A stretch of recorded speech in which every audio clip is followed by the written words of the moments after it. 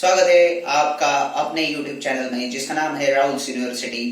आज के वीडियो में हम कंटिन्यू करने वाले हैं human I and colourful world, जिसमें ह्यूमन आई वाला पार्ट हमने ऑलरेडी लास्ट वीडियो में कंप्लीट कर लिया है। आज देखेंगे हम refraction of light through prism, dispersion of light and scattering of light. Last में देखेंगे रेनबो जो होता है एटमॉस्फेयर के अंदर, आप कैसे देखते हो। ठीक है, तो चलिए दोस्तों शुरू करते हैं आज का वीडियो। तो पहला पॉइंट है prism. So what is a prism? क्या आपने देखा है प्रिज्म क्या होता है? तो प्रिज्म एक ग्लास का मटेरियल है जो जिसका थ्री डायमेंशनल फिगर अगर आपने देखा होगा तो आपको पता होगा कि उसके तीन साइड्स जो होते हैं वो रेक्टेंगुलर होते हैं और बचे हुए दो साइड्स जो होते हैं उसके दो फेसेस वो ट्रायंगुलर होते हैं। ठीक है, उसको कहते हैं हम प्रिज्म। तो डायग्राम देखो कैसा होता है प्रिज्म का। ऐसा ट्रायंगुलर बॉडी रहेगा। ओके, जैसा कि मैंने कहा है कि वो थ्री डायमेंशनल ऑब्जेक्ट है, तो थ्री डायमेंशनल डायग्राम मैं आपको पहले बताऊंगा। तो ऐसा जो ऑब्जेक्ट होता है इसको कहते हैं हम प्रिज्म, जिसके ये फेस जो है रेक्टेंगुलर है, बेस वाला फेस इधर वाला ये भी रेक्टेंगुलर है, पीछे से जो आएगा वो भी रेक्टेंगुलर है, और ये जो फेस है वो है ट्रायंगल। इधर वाला फेस भी क्या होगा? ट्रायंगल होगा। ठीक है, तो ऐसे ऑब्जेक्ट को कहते हैं हम प्रिज्म। यहां पे देखोगे तो थ्री डायमेंशनल फिगर ऐसा बन जाएगा उसका, या फिर आप देख सकते हो ऐसा जो शेप होता है जस्ट लाइक दिस, इसको भी हम कहते हैं प्रिज्म। यहां पे देखो प्रिज्म के चार फेसेस रेक्टेंगुलर है और दो फेसेस ट्रायंगुलर है। तो स्टडी करने के लिए आप उसको ऐसे भी देख सकते हो या फिर साइड व्यू फ्रंट व्यू करके थोड़ा अलग स्टडी भी कर सकते हो। तो जब हम प्रिज्म के थ्रू रिफ्रैक्शन स्टडी करते हैं तो हम कंसीडर करते हैं the top face of prism which is triangular in shape. तो ऐसे रखा होगा प्रिज्म जो ट्रायंगुलर शेप आपको दिख रहा है वैसे, और यहाँ पे जो इंक्लाइंड फेस रहेगा उस इंक्लाइंड फेस के ऊपर हम लाइट को इंसिडेंट करवा दे। देखो सेम टाइप का रिफ्रैक्शन हमने देखा था ग्लास स्लैब के लिए, लेकिन ग्लास स्लैब जो था उसके जो फेसेस थे, ये वाले faces opposite faces were parallel to each other, एक दूसरे को वो पैरेलल थे। ये फेसेस एक दूसरे को पैरेलल नहीं है, इंक्लाइंड है, और ऐसे एंगल पे इंक्लाइंड है जिसकी वजह से वो कनेक्ट कर जाएंगे। ठीक है, तो ये जो एंगल बन रहा है दोनों के बीच में, इसको कहते हैं हम एंगल ए, जिसको बोला जाता है एंगल ऑफ प्रिज्म। इसको क्या बोला जाएगा? एंगल ऑफ प्रिज्म, जिसको हम ए से डिनोट करते हैं। अगर इक्विलैटरल प्रिज्म हमने कंसीडर किया है तो ये ए एंगल, ये एंगल, ये एंगल, ये सारे के सारे एंगल जो रहेंगे वो सारे रहेंगे 60 degree, because the triangle is equilateral. तो जनरली ये जो वैल्यू होता है अप टू 10 स्टैंडर्ड हम उसको 60 डिग्री कंसीडर करते हैं। हायर क्लासेस में अगर आप देखोगे तो उसका वैल्यू जो होता है it is not necessary that it should have 60 degrees only, बस हम कंसीडर करते हैं अप टू 10 सिलेबस। ठीक है, हायर क्लासेस में उसका 30 डिग्री 70 डिग्री कुछ भी अलग अलग एंगल का वैल्यू हो सकता है। और एंगल ऑफ प्रिज्म जरूरी नहीं है कि यही बन जाए, ये भी हो सकता है, ये भी हो सकता है, डिपेंडिंग ऑन द रिफ्रैक्शन। अगर आपने लाइट को इस फेस पे इंसिडेंट करवाया ऐसे, ठीक है, तो ये बन जाता है एंगल ऑफ प्रिज्म। अगर आपने इधर से इंसिडेंट करवाया और इधर रिफ्रैक्शन स्टडी कर रहे हो तो ये बन जाएगा एंगल ऑफ प्रिज्म। तो वैसे ही अलग अलग तरीके से एंगल ऑफ प्रिज्म जो है चेंज होता रहेगा। ठीक है, तो यहां पे देखो हमने इस एंगल ए को माना है एंगल ऑफ प्रिज्म। ठीक है, तो let us study the refraction through glass prism. तो प्रिज्म ऑब्जेक्ट क्या है ये तो आपको समझ में आया ही होगा। अभी हम क्या करेंगे, we will try to incident some light on to one face of the prism. तो पहला फेस कंसिडर करेंगे हम AB फेस के ऊपर देखिए होकर कि ये PN रे इंसिडेंट करवाएंगे। अभी ये PN रे जो इंसिडेंट होगा according to laws of refraction वहां पे हमें ड्रॉ करना है नॉर्मल। अभी नॉर्मल क्या होता है? तो नॉर्मल ही होता है, हमें पता ही है। नॉर्मल होता है line which is perpendicular to the face. अभी लाइट रे जो है वो एयर से ग्लास में जा रहा है, कहां से कहा जा रहा है, एयर से ग्लास में जा रहा है, यहाँ पे बन जाएगा ये एंगल ऑफ इंसिडेंस। उसका एक्चुअल पाथ ये होना चाहिए था, एक्चुअल पाथ ऑफ रे was this dotted line dot dot dot dot dot. आगे जाके ये जो रे है नॉर्मल की तरफ बेंड हो जाएगा, तो नॉर्मल की तरफ बेंड होगा मतलब angle of refraction will be lesser. ये बन जाएगा आपका एंगल ऑफ रिफ्रैक्शन आर। अभी दूसरे फेस के ऊपर ये जो रिफ्रैक्टेड रे है NO, ये NO जो रिफ्रैक्टेड रे है दूसरे फेस के ऊपर जब इंसिडेंट होगा वहां पे भी हम नॉर्मल ड्रॉ करेंगे, और नॉर्मल ड्रॉ करने के बाद आगे जो रे रहेगा it will bend towards the normal और अवे फ्रॉम नॉर्मल। तो आपको पता ही है ray is going from glass material to air, glass से एयर में जा रहा है मतलब डेजर से रेयर में जा रहा है मतलब bending will be away from normal, normal से वो दूरी इंक्रीज करवाएगा। तो यहां से बेंडिंग जो रहेगा वो अवे फ्रॉम नॉर्मल रहेगा और यहाँ पे एंगल ऑफ इमर्जेंस जनरेट हो जाएगा जिसको हम डिनोट करते हैं E से, ठीक है। तो यहाँ पे NO डैश ये रहेगा इमर्जेंट रे। तो ऐसे होता है रिफ्रैक्शन थ्रू ग्लास प्रिज्म, क्योंकि उसका फेस इंक्लाइंड है यहाँ पे नॉर्मल ड्रॉ करना पड़ेगा, रेयर डेंसर कॉम्बिनेशन देख के bending towards the normal away from normal consider करना पड़ेगा। तो पहला PN रे जो है वो है incident ray, it is incident at an angle I, okay. Now after refraction it is passing from rarer to denser, that is air to glass, that's why it will bend towards the normal, towards the normal bend होगा, ये बन जाएगा आपका angle of refraction. NO जो रहेगा NO वो रहेगा refracted ray from first face, this refracted ray will act as incident ray for face AC face के लिए जो इंसिडेंट रे का काम करेगा वहां पे नॉर्मल ड्रॉ करने के बाद आगे फिर से उसका रिफ्रैक्शन हो जाएगा और फिर से रिफ्रैक्शन होने के बाद रे जो रहेगा O डैश वो बन जाएगा इमर्जेंट रे। इमर्जेंट रे जो रहेगा it will bend away from normal because it is going from denser to rare, ठीक है। डेंसर से रेयर में जा रहे हैं इसीलिए उसको कहेंगे हम इमर्जेंट रे। यहाँ पे इंपॉर्टेंट कंडीशन ये होती है कि एंगल ऑफ प्रिज्म क्या है, इसके बारे में आपको सवाल आ सकता है।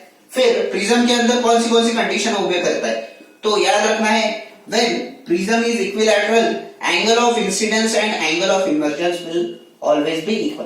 तो ग्लास स्लैब में और यहाँ पे एक डिफरेंस है, ग्लास स्लैब में angle of incidence angle of emergence equal भी होते हैं और रेज जो रहते हैं that is incident ray and emergent ray they are parallel to each other, they are only laterally shifted. यहाँ पे ये दोनों रेज एक दूसरे को पैरेलल तो नहीं है लेकिन angle of incidence and angle of emergence दोनों एक दूसरे को इक्वल है।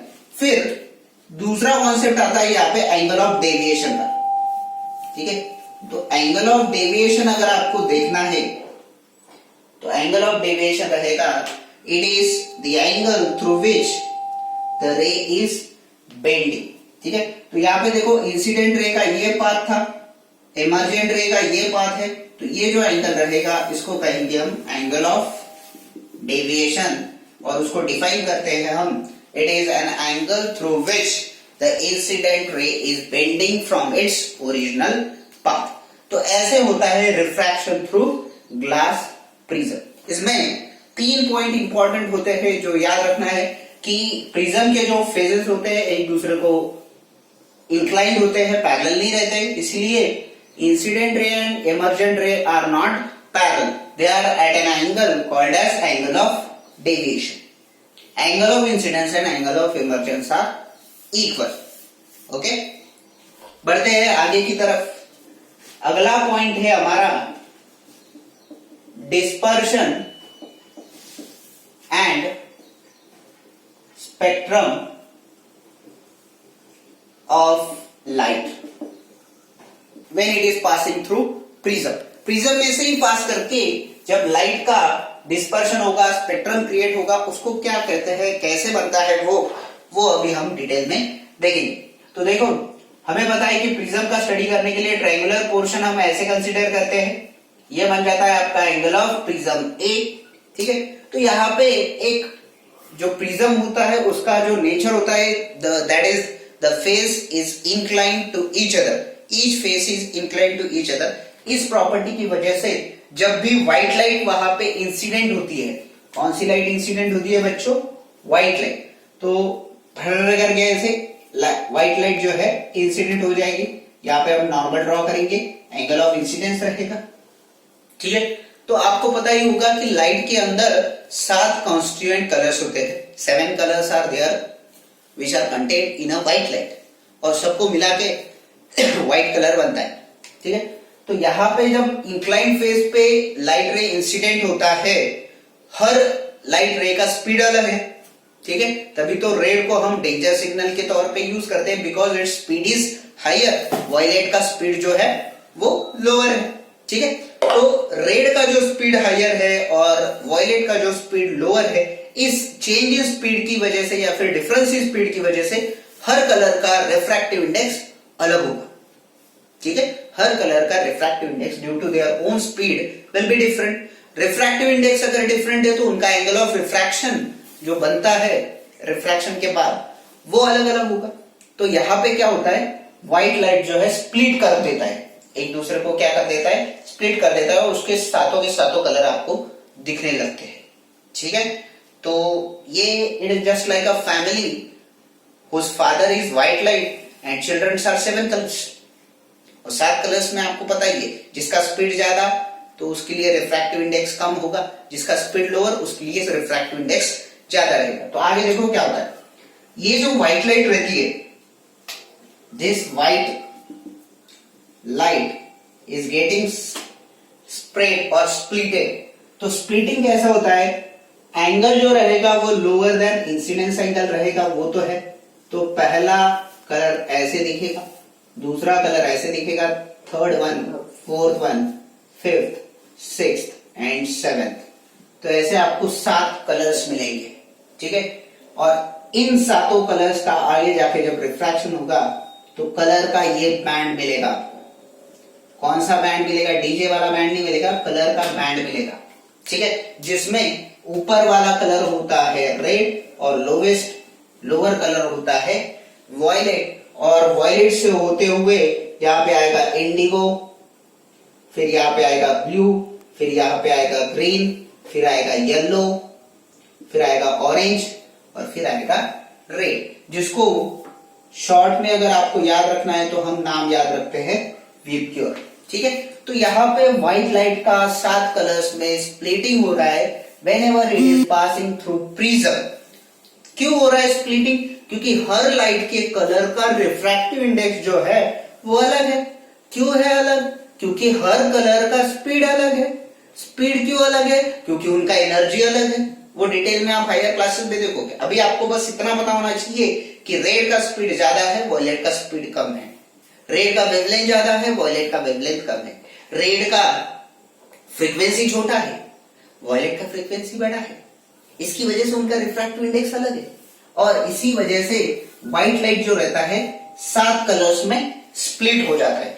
अभी ये जो बैंड बना है 7 कलर्स का, इस रेंज को हम कहते हैं स्पेक्ट्रम ऑफ व्हाइट लाइट। इसको क्या कहते हैं हम, spectrum of white light. How will you define it, अगर आपको एग्जाम में क्वेश्चन आएगा what is the spectrum of white light, कैसे डिफाइन करेंगे सवाल। इसको डिफाइन करने के लिए बहुत ही आसान डेफिनेशन है, the splitting of white light into its constituent 7 colors, or the band in which constituent 7 colors of light are shown is called as spectrum of white light। फिर से देखते हैं, the band in which we are showing 7 constituent colors of light is called as spectrum of white light। Now the next term is dispersion। अबे dispersion क्या है, dispersion तो यहीं पे हो रहा है, इंसिडेंट व्हाइट लाइट का जब 7 कलर्स में स्प्लिटिंग हो रहा है उसी को हम कहते हैं dispersion of white light into 7 colours. क्या कहते हैं उसको, whenever incident white light on prism phase is splitting into its constituent 7 colors, it will be called as dispersion of white light। तो दोनों टर्म्स हमने देख लिया है बच्चों। डिस्पर्शन क्या है, स्पेक्ट्रम क्या है। डिस्पर्शन मतलब स्प्लिटिंग, तोड़ना उसको, और स्पेक्ट्रम मतलब क्या, तोड़े हुए सेक्शन को एक डायग्राम में दिखाना, उसको कहते हैं हम spectrum of white light. Understood? बढ़ते हैं आगे की तरफ। आगे देखेंगे हम रेनबो फॉर्मेशन इन एटमॉस्फियर। एटमॉस्फियर के अंदर रेनबो कैसे फॉर्म होता है। इंद्रिय धनुष जो होता है, जो आपने देखा होगा बारिश के दिनों में ज्यादातर जनरेट होता है या फिर फाउंटेन होता है कोई भी, ओके, वहां पे आपको दिखता है। क्यों दिखता है वो इंद्रधनुष, उसको देखेंगे हम। तो नेक्स्ट पॉइंट हम देखने वाले हैं rainbow formation in the atmosphere. Rainbow formation in the atmosphere क्या होता है? तो रेनबो फॉर्मेशन के लिए दोनों फेनोमेनॉस का इंपॉर्टेंस होता है, that is dispersion of light and spectrum of white light into 7 colours. ठीक है, तो रेनबो फॉर्मेशन कैसे हो रहा है, इसी को बोलते हैं हम हिंदी में इंद्रधनुष फॉर्मेशन इन द एटमॉस्फेयर। तो यहाँ पे देखो रेनबो फॉर्मेशन के लिए दो इंपॉर्टेंट कंडीशंस है, that is the presence of sunlight as well as water droplets in the atmosphere. Presence of sunlight is not necessarily sufficient. Sufficient नहीं है, क्यों है? क्योंकि जब आपको रेनबो फॉर्मेशन ऑब्जर्व करना है, you must know that if you want to observe the rainbow formation in the atmosphere, then sun must be at the back side of yours and you are seeing in front. याद रखना है, जब आप देख रहे हो तो आपके पीछे की तरफ अगर सन है तभी जाके आप रेनबो फॉर्मेशन देख सकते हो। और दूसरी इंपॉर्टेंट कंडीशन क्या है? तो पानी की बूंदे एटमॉस्फेयर के अंदर होनी चाहिए। कब होती है वो? जब बारिश होती है। ठीक है, तो यहाँ पे क्या हो रहा है देखो, सपोज आप यहाँ पे खड़े हो, आप खुद ऑब्जर्व कर लो, ऐसे ही है आप, ठीक है, ऐसे आप खड़े हो यहाँ पे और आप देख रहे हो और एकदम से आपके मन के अंदर इच्छा जागृत हो गई कि आज मुझे इंद्रधनुष देखना है, तो इंद्रदेव ने आपके ऊपर कृपा कर दी और वरुण देव ने बारिश गिरा दी, हो गया ऐसा। और बारिश गिरते हुए क्या हो रहा है, वाटर ड्रॉपलेट जो है एटमॉस्फेयर के अंदर ऐसे रुके हुए हैं आपके लिए, सब आपके लिए है, ठीक है। और सूरज जो है वो पीछे से आपको सनलाइट देगा, ठीक है। तो सूरज की ओर से जो सनलाइट आएगी, it will contain white colour, that is all the constituent colours. यहाँ पे जूम करके इंसिडेंट होगी लाइट, ठीक है, जूम करके जो इंसिडेंट हुई है वो है व्हाइट लाइट, ओके। व्हाइट का मतलब सफेद लाइट, नहीं तो कोई कोई सोचेगा गोरी लाइट, गोरी नहीं होती, सफेद थी। तो व्हाइट लाइट यहां से इंसिडेंट होगी जूम करके वाटर ड्रॉपलेट के ऊपर, वाटर ड्रॉप की तरफ आप देख रहे हो। यहां पे क्या होगा, this drop will act as prism. किसका काम करेगा ये? प्रिज्म का काम करेगा, एक्टिंग एकदम से चेंज करेगा, जैसे हीरो का डबल रोल होता है वैसे ही। तो यहाँ पे क्या हो जाएगा, प्रिज्म की तरह एक्ट करेगा, इंक्लाइन फेज है, तो यहाँ पे लाइट जो है 7 कलर्स में स्प्लिट हो जाएगी, जिसका रेड कलर ऊपर आएगा, वायलेट कलर नीचे की तरफ आएगा। अभी इस फेज पे क्या होता है, इस फेज पे उसका होता है टोटल इंटरनल रिफ्लेक्शन, ठीक है, जिसको कहते हैं हम कि जब डेंसर से रेयर में जा रहा होता है लाइट, डेंसर से रेयर में, तो बेंडिंग जो है अवे फ्रॉम नॉर्मल होता है, लेकिन कुछ एंगल ऐसे होते हैं जब बेंडिंग जो है अवे फ्रॉम नॉर्मल इतना हो रहा है कि 90 से ऊपर जा रहा है, मतलब रे is coming and going back in the same medium, उसको कहते हैं हम टोटल इंटरनल रिफ्लेक्शन, उसको शॉर्ट में कहते हैं हम TIR। ये आपको डिटेल में आगे, तो ये इस फेज पर TIR होगा और ये जो रेज रहेंगे पीछे की तरफ रिफ्लेक्ट करेंगे, ठीक है।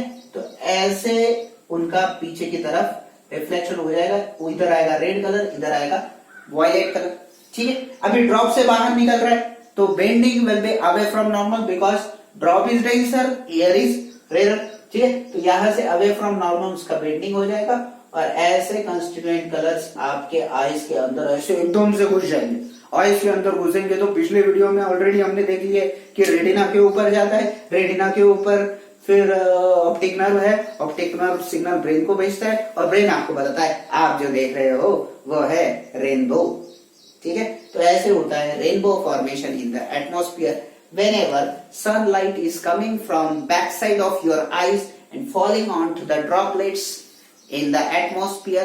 There is dispersion of white light into its constituent 7 colors.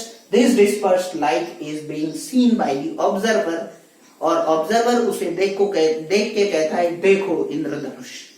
तो ऐसे फॉर्मेशन होता है रेनबो का एटमॉस्फेयर के अंदर, ठीक है बच्चों, आज के वीडियो में यही तक कंप्लीट करते हैं। आगे के वीडियो में कंटिन्यू करेंगे हम एटमॉस्फेरिक रिफ्रैक्शन। ओके, तब तक के लिए ज्यादा से ज्यादा पढ़ाई करो, घर पे ही रहना है, stay safe, all the best, thank you.